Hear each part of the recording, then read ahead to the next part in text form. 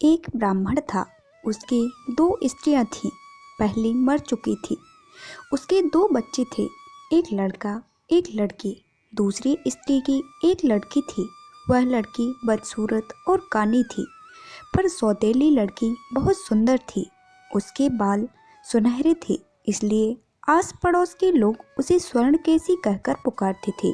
उसकी माँ मर चुकी थी, इसलिए सौतेली माँ का व्यवहार उन दोनों भाई बहनों के प्रति बहुत बुरा था। स्वर्णकेशी के भाई को तो उसने मार मार कर भगा दिया था। स्वर्णकेशी को भी वह चैन से नहीं रहने देती थी। उसने एक मेंढा पाल रखा था।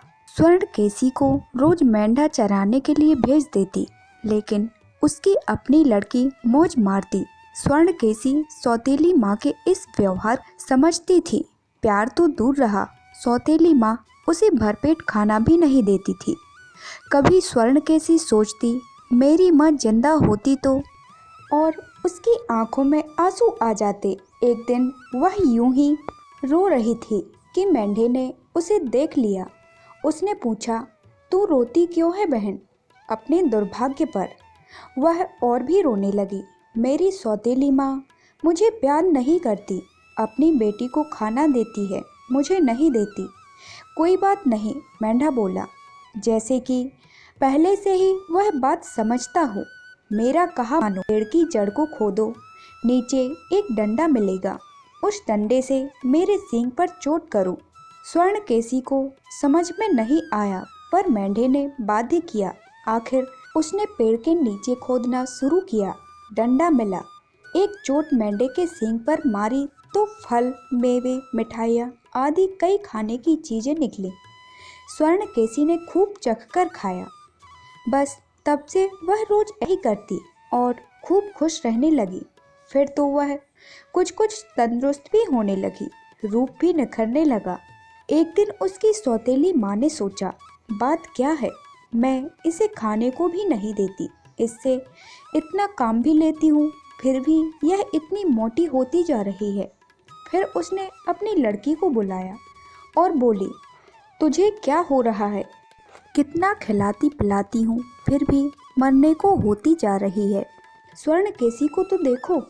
और दूसरे दिन से उसने अपनी बेटी को भी उसके साथ लगा दिया और समझा दिया कि मालूम करना कि वह क्या खाती है और क्या करती है। स्वर्णकेशी सब समझ जाती थी। सौतेली बहन हर वक्त साथ रहती, इसलिए मेंढे के पास जाने की उससे हिम्मत न पड़ती। शिकायत का डर जो था।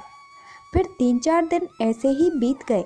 आखिर जब भूख ने उसे बहुत सताया तो स्वर्णकेशी ने सौतेली बहन को टालने की बहुत कोशिश की और एक बार किसी बहाने उसे दूर भेज ही दिया। वह चली तो गई, पर थी बहुत होशियार। आंखें उसके पीछे ही लगी रही। उसने स्वर्णकेशी को मेंढे के सींग पर डंडा मारते और मिठाई खाते देख लिया। लौटते ही बोली, केशी दीदी, तू क्या खा रही है? मुझे भी देना। केशी ने थोड़ी मिठाई उसे भी दे दी। संध्या को दोनों बहनें घर लौटी। माँ ने हमेशा की तरह अपनी बेटी से पूछा, कुछ मालूम हुआ? हाँ माँ, बेटी तो पहले से ही कहने को तैयार थी। बोली, केशी मिठाई खाती है, और उसने सारी बात बता दी कि किस प्रकार मेंढे के सींग पर डंडा मारकर वह मिठाइयाँ खाती है। सौतेली माँ मेंढे पर बिगड़ी, उसे जिंदा नहीं छोड़ूंगी। उसकी बेटी इस पर बहुत खुश हुई। स्वर्णकेशी तभी से उदास रहने लगी। वह मेंढे को सदा की भांति चराने को तो ले गई, पर दिन भर पेड़ के नीचे बैठी रोती रही। उस दिन उसने मिठाई नहीं खाई। मेंढे ने उससे पूछा, तू उदास क्यों है बहन? स्वर्णकेशी बोली, भैया, मैं अभागिन हूँ। सौतेली माँ को सब कुछ मालूम चल चुका है, वह तुम्हें मार डालना चाहती है। मेंढे ने कहा, मारने दो, तेरे लिए मैं तब भी नहीं मरूंगा। यह सब मेरा मांस खाएंगे, पर तू ना खाना। तू मेरी हड्डियां उठाकर एक जगह पर गाड़ देना। जब किसी चीज की जरूरत हो उसे खोदना, तेरी मनचाही चीज तुझे मिल जाएगी। मेंढा मारा गया। स्वर्णकेशी वैसा ही किया। अब उसकी जिंदगी और भी बुरी हो गई। पहले तो वह मेंढे के साथ वन में जाकर मन बहला लेती थी। अब उसे घर में ही काम करने पड़ते थे। खाने पीने का भी वही हाल था। रो रो कर अब उसके दिन बीतते थे। उसका कोई अपना न था। उसकी सौतेली माँ और बहन तो मज़े से बैठी रहती थी और उसको कोई ना कोई काम दे दिया जाता था। एक दिन की बात है, पास ही शहर में मेला लगा। दोनों माँ बेटी सज कर मेले में चल दी, किंतु केसी के लिए खूब सारे चावलों में कंकड़ मिलाकर साफ करने को छोड़ गईं। मेले में जाने की केसी की भी इच्छा थी, पर उसके बस की बात न थी। वह चावल साफ करती और रोती रही। इतने में गौरैया उड़ती हुई उधर आई। उन्होंने उसे रोते देखकर पूछा, बहन रोती क्यों है? केसी ने उत्तर दिया, आज इतना बड़ा मेला लगा है। मेरी सौतेली माँ और बहन दोनों मेले में चली गई हैं, पर मुझे इतने चावल साफ करने का काम दे रखा है। चिड़िया ने कहा, तू फिक्र ना कर, तेरे बदले का काम हम कर देंगी। चिड़ियों का झुंड कंकड़ अलग करने लगा। स्वर्णकेसी मेले में जाने को तैयार हुई, पर उसके पास अच्छे कपड़े ना थे। तभी उसे मेंढे का कहा याद आया। वह दौड़ती हुई गड्ढे के पास गई। खोदा तो उसमें से सुंदर सुंदर कपड़े, गहने, सोने के जूते और एक घोड़ा निकला। केसी ने जी भरकर श्रृंगार किया और घोड़े पर बैठकर मेले में चल दी। वहाँ का राजकुमार भी उसी मेले में आया हुआ था। उसने स्वर्णकेसी को देखा तो देखता ही रह गया। उसकी कमल की पंखुड़ियों जैसी आंखें, गुलाब से गाल और सुनहरे बाल राजकुमार के हृदय पर छा गए। उसने अपने सिपाहियों को बुलाया और हुक्म दिया, मालूम करो यह लड़की कौन है, हम इससे ब्याह करेंगे। सिपाही दौड़े। केसी घबराई, सोचा कहीं इन्हें सौतेली माँ ने तो नहीं भेजा। उसने घोड़ा घर की ओर दौड़ाया, पर इसी बीच उसके सोने का एक जूता उसके पैर से छूट गया। सिपाही उसे तो नहीं पा सके, पर उसका एक जूता उठाकर वापस चले आए। राजकुमार ने उन्हें बहुत डांटा और फिर हुक्म दिया, जाओ सारे नगर में घूमो, जिसके पैर में यह जूता ठीक है उसकी मेरी शादी होगी। सिपाही जूता लेकर चल पड़े। वह घर घर में जाते और जूता हर लड़की के पैर में पहनाते, पर वह किसी के पैर में ठीक ही ना आता। स्वर्णकेसी के घर में भी सिपाही पहुँचे। सौतेली माँ ने अपनी बेटी के पैरों में जूता पहनाया, पर वह उसके पैरों में भी नहीं आया। केसी को जानबूझकर जूता नहीं पहनाया, पर सिपाहियों ने उसे देख लिया। उन्होंने कहा, इसे भी पहनाओ। सौतेली माँ ने कहा, इसके पैर में नहीं आएगा और रानी होने की इसकी लियाकत कहाँ है, यह तो हमारी नौकरानी है। पर सिपाही नहीं माने। डरते डरते स्वर्णकेसी के पैर में जूता पहनाया और वह उसके पैर में ठीक आ गया। सिपाही बहुत खुश हुए कि किसी के पैर में तो जूता ठीक आया, चलो जान बची। स्वर्णकेसी का विवाह राजकुमार से हो गया। सौतेली माँ कुढ़कर रह गई, फिर भी उसे चैन ना मिला। वह हर रोज उसे मारने के उपाय सोचती रहती। आखिर उसने अपनी बेटी को पट्टी पढ़ानी शुरू कर दी और एक दिन केसी को संदेश भेजा कि मुझे और तेरी छोटी बहन को तेरी याद सता रही है, एक बार मिलने आ जा। स्नेहवश केसी मायके आए। अब की बार सौतेली माँ उससे विशेष प्रेम दिखाने लगी।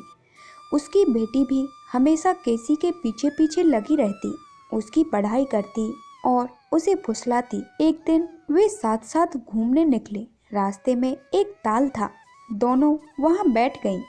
फिर बातों ही बातों में सौतेली माँ की लड़की ने कहा, केसी दीदी तू कितनी सुंदर है, जरा पानी में अपनी परछाई तो देख, तू कैसी लग रही है, जैसे आकाश में चंदा।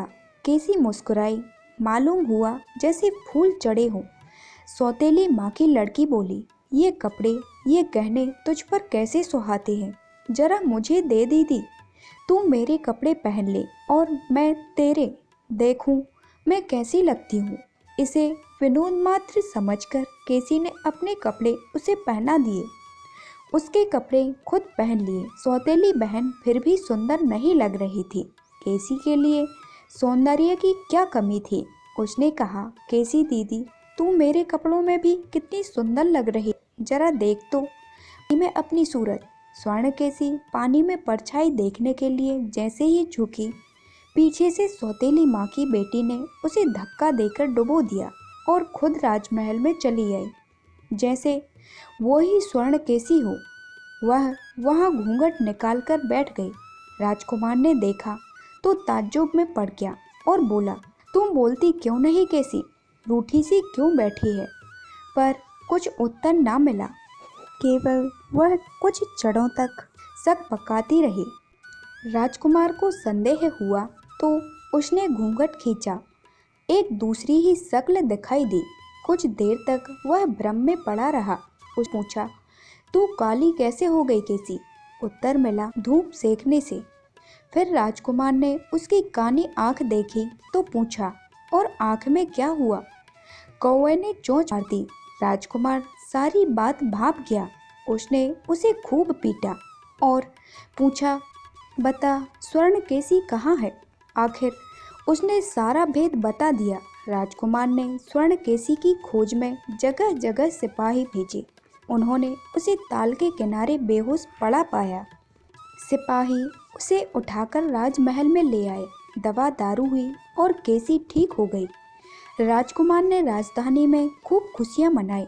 इसी बीच स्वर्णकेशी का भाई ताल के पास पानी पीने गया।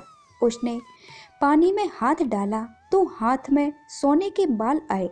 उसने बाल देखे तो वर्षों की याद ताजा हो उठी। ये बाल तो मेरी बहन के जैसे हैं। उसने सोचा, यहाँ कहाँ से आए, कहीं वह मर तो नहीं गए। वह बहन की याद में बावला हो उठा। रोता कलपता सौतेली माँ के पास गया और बोला, मेरी बहन कहाँ है। सौतेली माँ ने जवाब दिया, मर गई। भाई को विश्वास आ गया। उसने मेंढक की खाल की ढपली बनाई और उसे बजाते हुए जगह जगह बहन के वियोग में गाना गाने लगा। मेंढा मारकर मैंने ढपली बनाई, अपनी बहन स्वर्णकेशी को कहाँ जाकर देखूं। वह गली गली कूचे गाता। फिर एक दिन वह बहन के राजमहल के पास से इसी तरह गाता हुआ गुजरा। बहन ने भाई की आवाज़ पहचान ली। उसने उसे लेने के लिए बांदी भेजी। बांदी ने कहा, रानी ने बुलाया है। भाई बोला, मुझे क्यों ले जाते हो, मैंने किसी का क्या बिगाड़ा है। खैर उसे पकड़कर लाया गया। भाई ने बहन को देखा, बहन ने भाई को, और दोनों एक दूसरे के गले लग गए। राजकुमार इस मिलन से बड़ा प्रसन्न हुआ। उसने स्वर्णकेशी के भाई को उसी दिन से अपना मंत्री बना लिया।